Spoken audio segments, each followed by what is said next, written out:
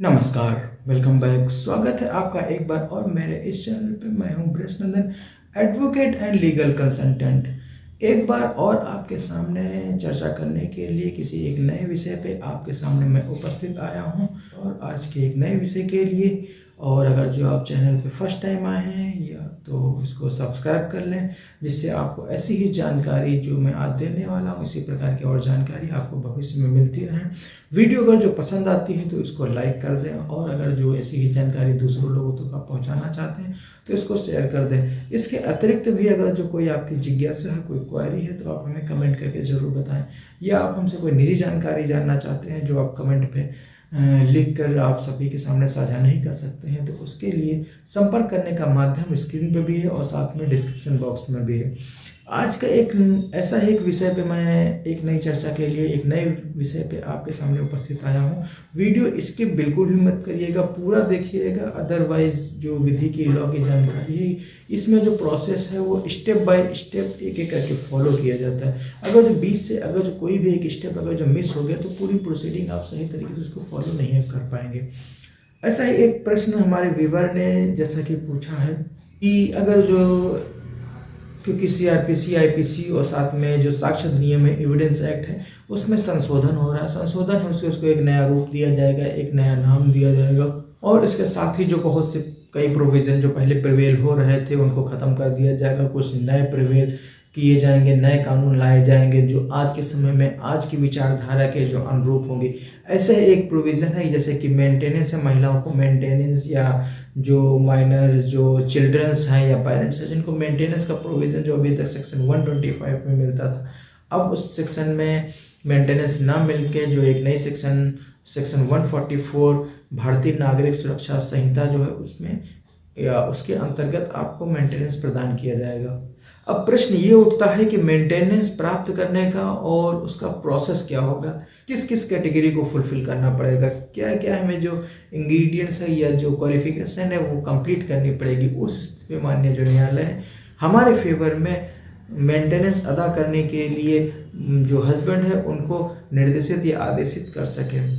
बात करते हैं इसी पे सर्वप्रथम सबसे पहले जो पत्नी है उसको गुजारा भत्ता यानी कि मेंटेनेंस पिटीशन फाइल करते समय एक बात का अवश्य ध्यान रखना पड़ेगा कि जो पिटीशन में जो तथ्य और जो कारण लिखे जाते हैं उसको बाद में फिर अन्यथा या किसी कारण पे उसको आप संशोधित नहीं कर सकते हैं। सबसे पहले जो पत्नी है जिसने कि मुकदमा प्रस्तुत किया है, जो प्रार्थना पत्र प्रस्तुत किया है माननीय न्यायालय के समक्ष, उसको सर्वप्रथम सबसे पहले प्रूफ करना होगा या उसको स्पष्ट करना होगा कि वो किसी भी तरीके से जो अपनी उसकी जो जीवन यापन करने में जो खर्चा आता है उसको वहन करने में उसमें पूर्ण रूप से वो सक्षम नहीं है। किसी भी दशा में किसी भी परिस्थिति में अब वो कमाने के लिए, काम करने के लिए बिल्कुल भी योग्य नहीं है। और साथ में उसको ये भी प्रूफ करना पड़ेगा कि वो कितनी पढ़ी लिखी है। अगर जो पढ़ी लिखी है तो किस दशा में कितने रुपए वो अर्न कर सकती है, कमा सकती है। और अगर जो किसी तरीके से बिल्कुल भी कॉम्पिटेंट नहीं है तो उस स्थिति में वो गुजारा भत्ता पाने की अधिकारी है। और बात करते हैं कि नेक्स्ट स्टेप पे ये आता है, उसके साथ में एक और उसको रीजन देना पड़ेगा, एक और चीज को स्पष्ट करनी पड़ेगी और प्रूफ करनी पड़ेगी कि वो जिस अवस्था में निवास कर रही है, रह रही है, उस स्थिति में वो कोई भी नौकरी या जॉब करने के लिए वो स्थिति में नहीं है और ना ही वो किसी प्रकार की जॉब या नौकरी कर सकती है। इन्हीं सारे तथ्यों पे अगर जो कोर्ट को ये लगता है कि आपको मेंटेनेंस मिलना चाहिए या मेंटेनेंस मिलने की आप बिल्कुल अधिकारी हैं, तो उस स्थिति में कोर्ट आपके फेवर में ऑर्डर कर सकती है कि हस्बैंड के लिए कि वो आपको मंथली सच एंड सच इतना अमाउंट आपको अदा करे। और ड्यूरिंग द प्रैक्टिस हमने ये भी देखा हुआ है और ये भी महसूस किया कि जो समस्या निकल के आती हैं वो समाज से ही निकल के आती हैं कि जो घटना जो व्याप्त होती है उन्हीं पे आधारित पे जो प्रश्न बनते हैं और उन्हीं आधार पे ये समस्या बनती है। और समस्या जो विकट रूप धारण कर लेती है तो वो मामला अंततः न्यायालय में पहुंच जाता है। न्यायालय में अगर जो पहुंच गया है, अगर जो गुजारा भत्ते की अगर जो मुकदमा अगर जो आपका न्यायालय में पहुंच गया है, पत्नी को ये प्रूफ करना पड़ेगा कि वो जो हस्बैंड है उसकी विवाहिता पत्नी है और ड्यूरिंग द सेपरेशन वो बिल्कुल अलग नहीं रह रही है और अंततः वो ना ही किसी भी प्रकार से किसी अन्य व्यक्तियों के साथ उसके कोई अनुचित या अवैध संबंध भी रहे हैं। तो ऐसी स्थिति में अगर जो ये सारे तथ्य, ये कारण आपकी जो याचिका है, याचिका के माध्यम से माननीय न्यायालय के समक्ष प्रस्तुत करने चाहिए और साथ में ये भी स्पष्ट करना चाहिए और ये कोई ऐसा तथ्य नहीं लिखना चाहिए या नहीं बताना चाहिए जिससे कि आपकी जो एलिजिबिलिटी है, जो रिक्वायरमेंट है, उसमें कोई भी प्रश्न चिन्ह लगे। बात करते हैं एक और नए स्टेप पे। अब अन्य एक नया इंग्रेडिएंट है, उसमें ये भी माननीय न्यायालय ये भी विचार करती है कि अगर जो हस्बैंड ने सेक्शन 9 का मुकदमा अगर जो फाइल कर रखा है तो सेक्शन 9 का जो हिंदू मैरिज एक्ट है उसका मतलब ये होता है कि हस्बैंड अपनी वाइफ को रखना चाहता है, वो ले जाना चाहता है। इसके अतिरिक्त या विपरीत दिशा में या दूसरे शब्दों में कहें इसके विपरीत जो वाइफ है वो अपने हस्बैंड के पास जाना नहीं चाहती है। इस स्थिति में न्यायालय ये भी विचार करती है अगर जो सेक्शन 9 अगर जो हस्बैंड ने फाइल कर रखा है तो इसका मतलब है कि हस्बैंड आपको ले जाना चाहता है, जो हस्बैंड की जो पत्नी है वो स्वयं उनके पास जाना नहीं चाहती है। तो साथ में आपको ये भी ध्यान में रखना है सेक्शन 9 का अगर जो हस्बैंड ने मुकदमा किया हुआ है, अगर जो उसकी आपको जानकारी है तो सद्भावना पूर्वक आप अपनी याचिका में उसको भी अंकित करते हुए माननीय न्यायालय को भी अवगत कराएंगे। एक पॉइंट अवश्य बचता है जो कि बहुत ही महत्वपूर्ण है, वाइफ है वो हस्बैंड की अपनी लीगली वेडेड वाइफ होनी चाहिए और उसी को कॉम्पिटेंट वो एलिजिबल है अपने हस्बैंड से गुजारा भत्ता यानी कि मेंटेनेंस प्राप्त करने के लिए। अब वो प्राप्त करने के लिए एक नेक्स्ट स्टेप में ये भी आता है, उसको ये भी प्रूव करना पड़ेगा कि जो वाइफ है, क्योंकि अब हस्बैंड से दूर रह रही, हस्बैंड की जानकारी में बिल्कुल भी नहीं है कि उसकी वाइफ जो आप हैं वो कहाँ रह रही हैं और किस स्थिति में रह रही है, तो साथ में ये माननीय न्यायालय को आपको प्रूफ करना पड़ेगा, ये दिखाना पड़ेगा कि वर्तमान में वाइफ जो है किसी अन्य व्यक्ति के साथ ना तो उसका कोई रिश्ता है और ना ही किसी अन्य व्यक्ति के साथ कोई उसकी शादी फिक्स हुई है या किसी अन्य व्यक्ति के साथ ना कोई रिश्ता होने की संभावना है या जो दूसरा व्यक्ति है ना वो किसी अन्य व्यक्ति के साथ ना वो विवाह कर रही है। अगर ये जो मैंने तथ्य जो फैक्ट आपको बताए, ये सारे फैक्ट अगर जो आपने प्रूफ कर दिए, अगर जो आपको लगता है कि ये सारी चीज़ें प्रूफ हो गई हैं और ये आप पूरी तरीके से आप प्रूफ कर सकती हैं, क्योंकि मैं पहले की वीडियो में भी ये भी मैं डिस्कस कर चुका हूं कि जो प्रार्थना पत्र प्रस्तुत करता है उसके कारण और तथ्य वो प्रूफ करने का जो दायित्व है वो उसी स्वयं जो प्रार्थी है या जो प्रार्थिनी है वो उसी के आधार पर उसी को करना पड़ता है।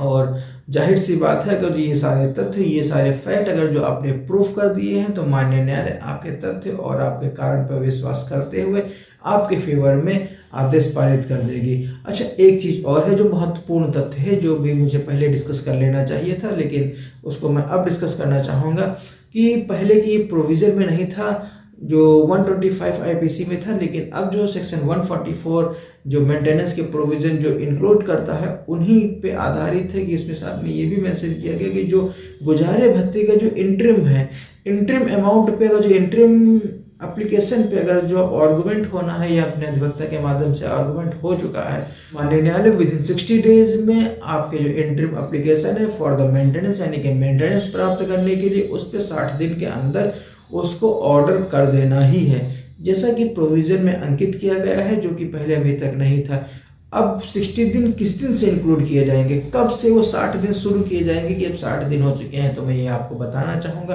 क्योंकि जब मुकदमा कोई वाद या परिवार आपने प्रस्तुत किया अपने हस्बैंड के विरुद्ध अगर जो आपने प्रस्तुत किया है तो उसमें एक दिशा और आती है, यानी कि हस्बैंड को नोटिस जाती है और नोटिस का वो जवाब देता है या अपने अधिवक्ता के माध्यम से किसी अन्य तिथि पर वो अपना जवाब अंकित कराता है। तो ऐसी स्थिति में अगर जो सर्विस हो गई है मीन्स उसको जो नोटिस हो चुकी है कि आपके द्वारा मुकदमा या वाद प्रस्तुत किया जा चुका है, क्योंकि वो नोटिस की रिपोर्ट उसी पत्रावली में जो माननीय न्यायालय के जो कर्मचारी होती हैं उन्हीं के द्वारा संलग्न कराई जाती है। तो अगर जो नोटिस यानी कि तामिला आपके हस्बैंड पे पर्याप्त है, उसको जानकारी है कि आपके विरुद्ध आपकी पत्नी ने मुकदमा प्रस्तुत किया है गुजारा भत्ता प्राप्त करने के लिए, तो उस दिन से 60 दिन के अंदर माननीय न्यायालय को जो इंटरिम है, जो अंतरिम प्रार्थना पत्र है गुजारा भत्ता प्राप्त करने के लिए, उस पर वो आदेश पारित कर सकती है, जो कि बाध्यकारी प्रोविजन है जो सभी पे लागू होता है। एक चीज मैं और डिस्कस करना चाहूंगा कि अगर जो मैंने लॉ बताए हैं, जो तथ्य बताए हैं, जो लॉ और जो फैक्ट मैंने आपको जो बताए हैं उन पे आधारित अब प्रश्न क्या बनता है, तो उसमें एक प्रश्न और बन के आता है कि ये जो मैंने लॉ बताया है, ये फैक्ट बताए, ये तो हो गई जो लिखित परिभाषा है जो अभी एक्ट में और जो बेयर एक्ट में और जो कानून में लिखी हुई है। अब प्रश्न ये उठता है कि इसको फॉलो कैसे कराएंगे, एग्जीक्यूट कैसे कराएंगे। तो सर्वप्रथम मैं ये बताना चाहूँगा कि सबसे पहले आपको अपने अधिवक्ता के माध्यम से संपर्क करके जो भी आपके साथ घटित घटनाएं हैं उसको सही सही तरीके से आपको बताना चाहिए, कि जिससे कि जब कोई तथ्य, जब कोई कारण आप किसी को बताएंगे तभी वो उसमें आपको उचित सलाह या एडवाइस दे सकते हैं। तो अगर जो आपने सारे तथ्य और फैक्ट जो जो जैसी घटना घटित हुई, अगर जो आपने एक्सप्लेन करके अपने अधिवक्ता के माध्यम से आपने प्रस्तुत किया, तो अधिवक्ता के माध्यम के आपके बिहाफ पे माननीय न्यायालय के समक्ष जो गुजारा भत्ते का यानी कि पिटिशन फॉर द मेंटेनेंस माननीय न्यायालय के समक्ष प्रस्तुत की जाएगी। माननीय न्यायालय उस पर हियरिंग करती है। सारे तथ्य और एलिजिबिलिटी जो क्राइटेरिया जो कि मैंने पहले बताया हुआ है, उसी के आधार पर माननीय न्यायालय का संतुष्ट हो जाती है, तो आपके मुकदमे को या परिवाद या वाद जो भी है उसको अंगीकृत करके दर्ज कर लेती है। दर्ज करने के उपरांत साथ में ये भी आदेशित करती है कि जो मामला है, जो वाद प्रस्तुत किया गया है, उसको दर्ज करने के उपरांत विपक्षी गण यानी कि जो वाइफ के जो हस्बैंड हैं उनको नोटिस जारी किया जाए, और जिससे कि उनको सूचना हो सके कि आपकी जो पत्नी है उनके द्वारा जो मामले में मुकदमा दर्ज कराते हुए प्रार्थना पत्र प्रस्तुत किया गया है। जिससे आपके हस्बैंड को ये जानकारी जब हो जाती है, तो उससे जैसे कि मैंने पहले भी बताया है कि अगर इंटरिम एप्लीकेशन आपने फाइल किया गया है आपके अधिवक्ता के माध्यम से, अगर जो इंटरिम एप्लीकेशन अगर जो फाइल की गई है, तो उस इंटरिम एप्लीकेशन पे अगर जो नोटिस सर्विस हो गई है आपके हस्बैंड को, तो सर्विस होने के 60 दिन के अंदर आपको जो ऑर्डर है वो माननीय न्यायालय के द्वारा पास कर दिया जाएगा, जिसमें किसी भी तरीके से कोई भी देरी या अवहेलना होने की भावना है वो बहुत ही। आज का वीडियो यहीं तक है, और आशा करते हैं आपको जो जानकारी मिली है वो सही तरीके से आपको समझ में आई होगी, क्योंकि जैसा कि मैंने पहले भी बताया था, अगर जो आपने वीडियो इसकी बिल्कुल भी नहीं किया है तो आपको ये जानकारी पूरी तरीके से समझ में आएगी और आप इसका लाभ ले सकेंगे। वीडियो को जो पसंद आया है तो आप इसको लाइक कर दें, और इस जानकारी को जो दूसरे लोगों तक आप पहुंचाना चाहते हैं तो इसको शेयर कर दें, जिससे और लोगों को भी, जो भी एक लेमैन है जिसको विधि की या कानून की इतनी जानकारी नहीं है, वो इसका समुचित लाभ उठा सके। और ऐसी ही वीडियो को देखने के लिए आप दोबारा अगर जो आप इच्छुक है तो उसको सब्सक्राइब कर लें, साथ ही बेल आइकन प्रेस कर दें, जिससे आपको थ्रू द नोटिफिकेशन आपको वीडियो सबसे पहले मिलती रहे। और तब तक के लिए वीडियो को अंत तक देखने के लिए प्रेम पूर्वक धन्यवाद।